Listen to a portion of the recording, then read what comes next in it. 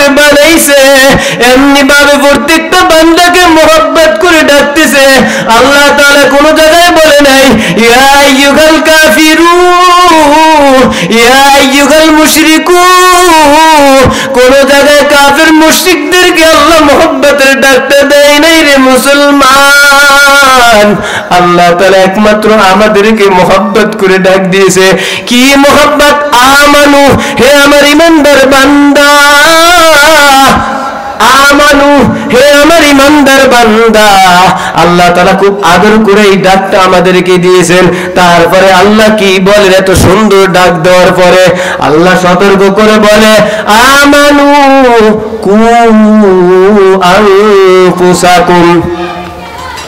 এত আদর করে মোহাব্বত করে ডাকার পরে আল্লাহ বলে কু আনফুসাকুম, একটা সতর্ক বার্তা দিলেন আল্লাহ।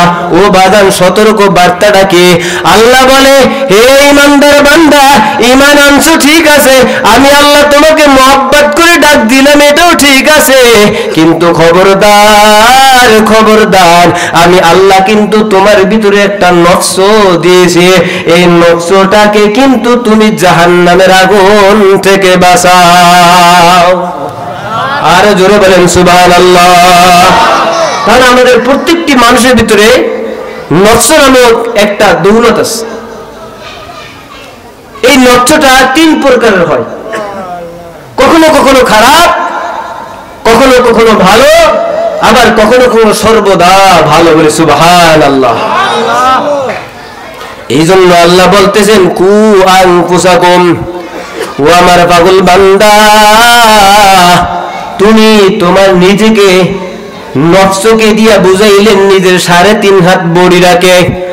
আল্লাহ বলতেছেন ঈমান আনছো ভালো কথা, ঈমান আনার পরে তুমি তোমার 3.5 হাত বডিটাকে জাহান্নামের আগুন থেকে বাঁচাও। এটা কি সতর্ক বার্তা? কি বার্তা দিছে?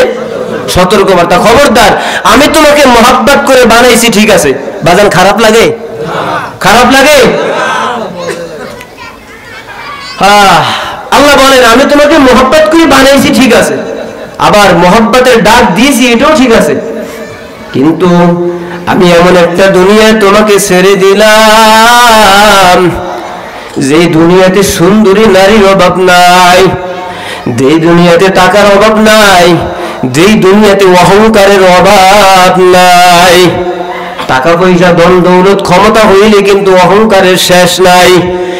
ও বান্দা, এই ঘোড়াটা দুনিয়ার কোন ঘোড়া না, এই ঘোড়াটা হলো জান্নাতের ভিতরে। তুমি আল্লাহ তাআলা যখন আমাকে বলবে আলহামদুলিল্লাহ বলার সাথে সাথে আমি আল্লাহ তাআলা তোমার জন্য জান্নাতের ভিতরে এমন একটা ফলের গাছ তৈরি করে দিব, যেই ফলের গাছটার নিচে দিয়া একটা শক্তিশালী ঘোড়া যদি 500 বছর পর্যন্ত দৌড়ায়, এসে আর কোনো স্পিরিট নাই, ওই ঘোড়ার চাইতে কোনো ঘোড়া বেশি দৌড়াইতে পারে না।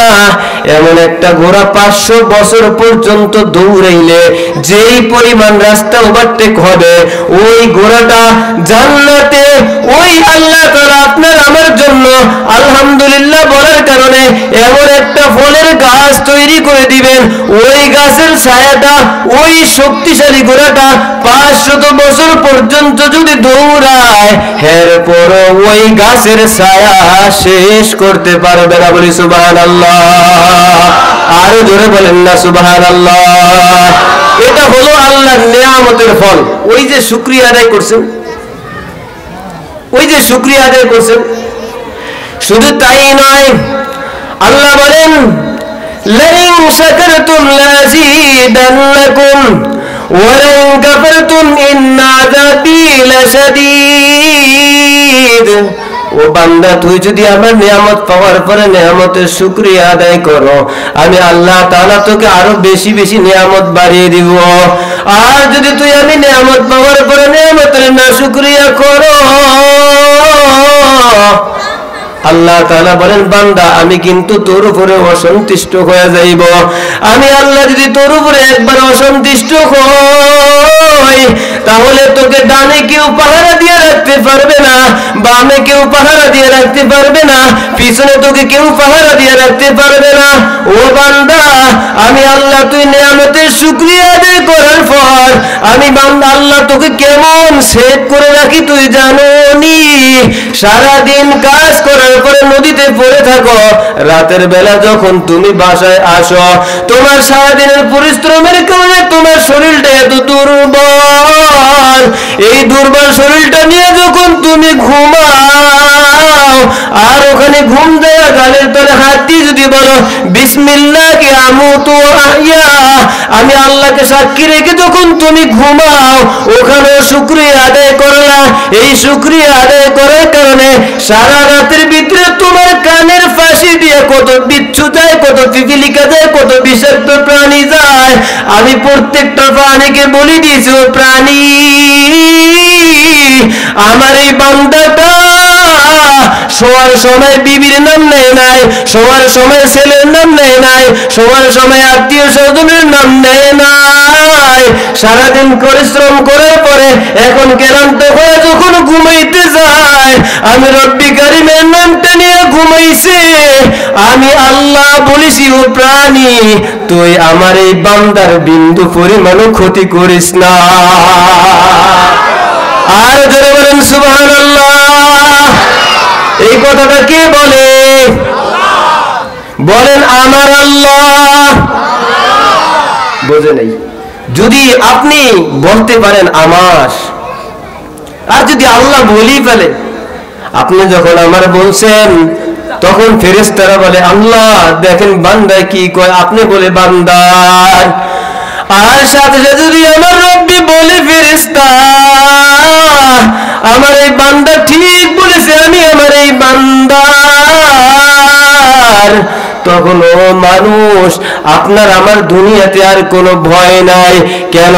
আল্লাহ তাআলা বলেছেন এই দুনিয়াতে যারা একমাত্র আমি আল্লাহকে ভয় করে আলা ইন্না আউলিয়া আল্লাহি লা খাউফুন আলাইহিম ওয়ালা হুম ইয়াহজানুন। আমার আল্লাহ বলে ও দুনিয়ার মানুষ তুমি যে নাকি আমি আল্লাহর খালুতি গোটা জিন্দেগিটা তুমি পার করে দিলা, আমি আল্লাহ তাআলা ঘোষণা করলাম তুমি বান্দাটা আমি আল্লাহর। আর আল্লাহ যখন বলে ফেলে আপনি আল্লাহর, আপনি হয়ে যাবেন আল্লাহর আল্লাহওয়ালা। আর আল্লাহ বলতেছেন আমার কোন আল্লাহওয়ালার দুনিয়াতেও ভয় নাই আখিরাতেও ভয় নাই। সুবহানাল্লাহ। ও বাজান তাহলে সর্বদা আল্লাহ থাকা লাগবে কি লাগবে না?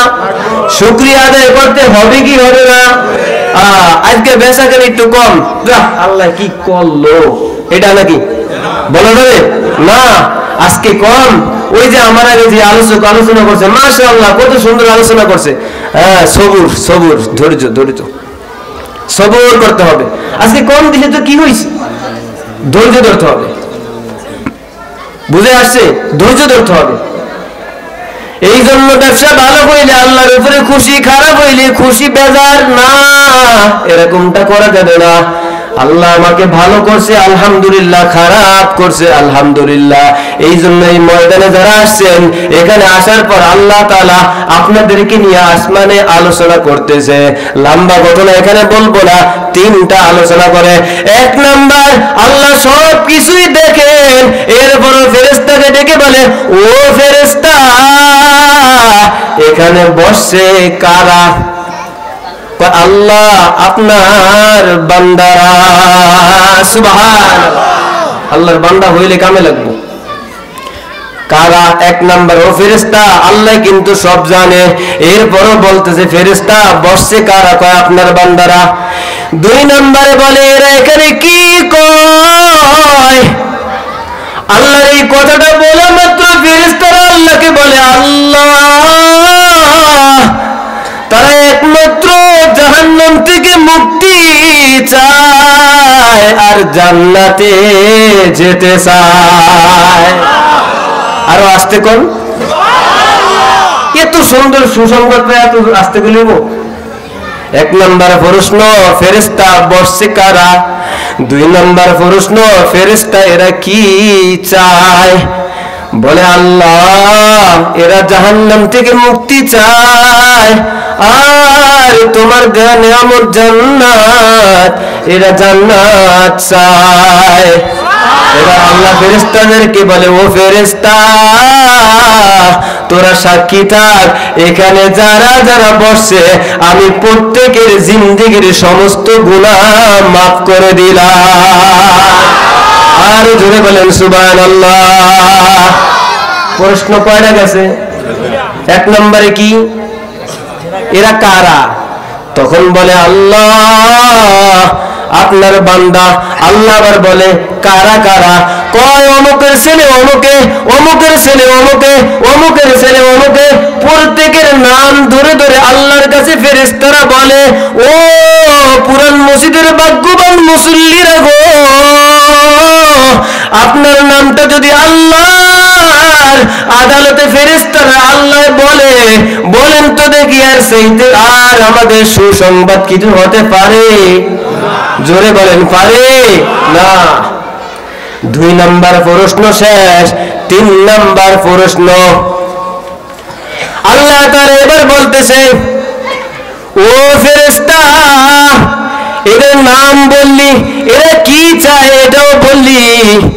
3 নম্বর প্রশ্ন, ও ফেরেশতা এখানে যারা বসছে এরা বসার পর যতক্ষণ পর্যন্ত মজলিস থেকে উঠে না যাইবে ততক্ষণ পর্যন্ত এদের আমলনামায় সওয়াব লিখতে থাক। তাহলে বক্তা দিয়ে পাগল দেব না থাকতে হইব, বুঝলেন তো কথা?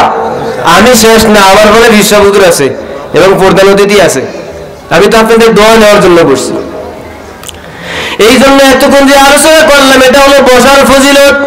আর লাইন শাকারতুম লাযিদান্নাকুম ওয়া লাইন কাফারতুম ইন্না আযাবি লাশাদীদ, এই আয়াতের কথা বলেছি। এখন আমি আপনাদের সম্মুখে যে আয়াত পড়েছি, আল্লাহ তাআলা কোরআনুল কারীমের ভিতরে 30টা পারা দিয়েছেন, তার ভিতরে 28 নম্বর পারার একেবারে শেষের সূরা সূরাতুত তাহরিমের 8 নম্বর আয়াতে আল্লাহ তাআলা বলেন, ইয়া আইয়ুহাল্লাযীনা আমানু। 29 নম্বর পারার ভিতরে আল্লাহ তাআলা বলেন, কু আনফুসাকুম ওয়া আহলিকুম নারা। আল্লাহ তাআলা এই আয়াতের দ্বারা বান্দাকে বুঝিয়ে বুঝিয়ে বলতেছেন, ও বান্দা আমি আল্লাহ তাআলা তোমাকে আদর করে বানাইছি, বানানোর পরে তুমি এই দুনিয়াতে কেমনে চলবা তুমি জানো না। আমি জানানোর জন্য তোমাকে লক্ষ লক্ষ পয়গম্বর এই দুনিয়াতে পাঠাইছি। পয়গম্বরদেরকে পাঠানোর পর পয়গম্বরদের উপরে আমি আল্লাহর কিতাব নাজিল করেছি। ওই কিতাবের ভিতরে আল্লাহ তাআলা আখিরি জমানার একজন নবী বানাইছেন, যে নবীটা হলো সমস্ত নবীদের সরদার। এই নবীর উপরে আবার আল্লাহ তাআলা এমন একটা কোরআন নাজিল করেছেন যে কোরআনের নাম হলো ইন্নাহু লাকুরআনুন কারীম। ওই কোরআনের ভিতরে আবার আল্লাহ তাআলা বলতেছেন, ইয়া আইয়ুহাল্লাযীনা আমানু। আল্লাহ তাআলা যেন ডেকে ডেকে বলতেছেন, হে আমার ঈমানদার বান্দা, হে আমার ঈমানদার পাগল বান্দারা, হে আমার ঈমানদার পাগল বান্দারা, হে আমার ঈমানদার পাগল বান্দা। আমার বাবা যদি আমাকে বলে আব্দুল্লাহ এদিকে আয়, তাহলে আমার কাছে খারাপ লাগবে। আহারে আমার কত সুন্দর নাম আব্দুল্লাহ, আমার বাবা আমাকে বলতেছে আব্দুল্লাহ এদিকে আয়, আমার কাছে যেমন খারাপ লাগবে। আল্লাহ প্রত্যেকটি বান্দাকে যেমন মহব্বত করে বানাইছে, এমনি ভাবে প্রত্যেকটা বান্দাকে মহব্বত করে ডাকতেছে। আল্লাহ তাআলা কোন জায়গায় বলে নাই ইয়া আইয়ুহাল কাফিরুন, ইয়া আইয়ুহাল মুশরিকুন। কোন জায়গায় কাফের মুশরিকদেরকে আল্লাহ মহব্বতের ডাকতে দেয় নাই রে মুসলমান। আল্লাহ তাআলা একমাত্র আমাদেরকে মহব্বত করে ডাক দিয়েছে। কি মহব্বত? আমানু, হে আমার ঈমানদার বান্দা। আমানু, হে আমার ইমানদার বান্দা। আল্লাহ তাআলা খুব আদর করে এই ডাকটা আমাদেরকে দিয়েছেন। তারপরে আল্লাহ কি বলে, এত সুন্দর ডাক দেওয়ার পরে আল্লাহ সতর্ক করে বলে, আমানু কু আনফুসাকুম। এত আদর করে মোহাব্বত করে ডাকার পরে আল্লাহ বলে কু আনফুসাকুম, একটা সতর্ক বার্তা দিলেন আল্লাহ। ও বাজান, সতর্ক বার্তাটা কি? আল্লাহ বলে, হে ইমানদার বান্দা, ঈমান আনছো ঠিক আছে, আমি আল্লাহ তোমাকে মোহাব্বত করে ডাক দিলাম, এটাও ঠিক আছে, কিন্তু খবরদার খবরদার, আমি আল্লাহ কিন্তু তোমার ভিতরে একটা নকশ দিয়েছি, এই নকশটাকে কিন্তু তুমি জাহান্নামের আগুন থেকে বাঁচাও। আর জোরে বলেন সুবহানাল্লাহ। তাহলে আমাদের প্রত্যেকটি মানুষের ভিতরে নকশ নামক একটা দৌলত আছে। এই নকশটা 3 প্রকারের হয়, কখনো কখনো খারাপ, কখনো কখনো ভালো, আবার কখনো কখনো সর্বদা ভালো। বলে সুবহানাল্লাহ। এই জন্য আল্লাহ বলতেছেন কু আনফুসাকুম। ও আমার পাগল বান্দা, তুমি তোমার নিজেকে নফসকে দিয়া বুঝাইলেন নিজের 3.5 হাত বডিটাকে। আল্লাহ বলতেছেন ঈমান আনছো ভালো কথা, ঈমান আনার পরে তুমি তোমার 3.5 হাত বডিটাকে জাহান্নামের আগুন থেকে বাঁচাও। এটা কি সতর্ক বার্তা? কি বার্তা দিছে? সতর্ক বার্তা। খবরদার, আমি তোমাকে মোহাব্বত করে বানাইছি ঠিক আছে, বাজান খারাপ লাগে? খারাপ লাগে? আল্লাহ বলেন আমি তোমাকে মোহাব্বত করে বানাইছি ঠিক আছে, আবার মোহাব্বতের ডাক দিয়েছি এটাও ঠিক আছে, কিন্তু আমি এমন একটা দুনিয়ায় তোমাকে ছেড়ে দিলাম যে দুনিয়াতে সুন্দরী নারীর অভাব নাই, যেই দুনিয়াতে টাকার অভাব নাই, যেই দুনিয়াতে অহংকারের অভাব নাই। টাকা পয়সা ধন দৌলত ক্ষমতা হইলে কিন্তু অহংকারের শেষ নাই। এই জন্য আল্লাহ বলেন এমন একটা দুনিয়া তোমারে পাঠাইলাম যেই দুনিয়াতে আসার পরে তুমি তোমার নফসের দুঃখে পড়িয়া কেননা তোমার 3.5 হাত এই বডিটাকে তুমি জাহান্নামে ফেলাইয়া দিতা। এই জন্য আমি আল্লাহ তোমাকে সতর্ক বার্তা দিয়ে বলি, বান্দা ঈমান আনছস ঠিক আছে, কিন্তু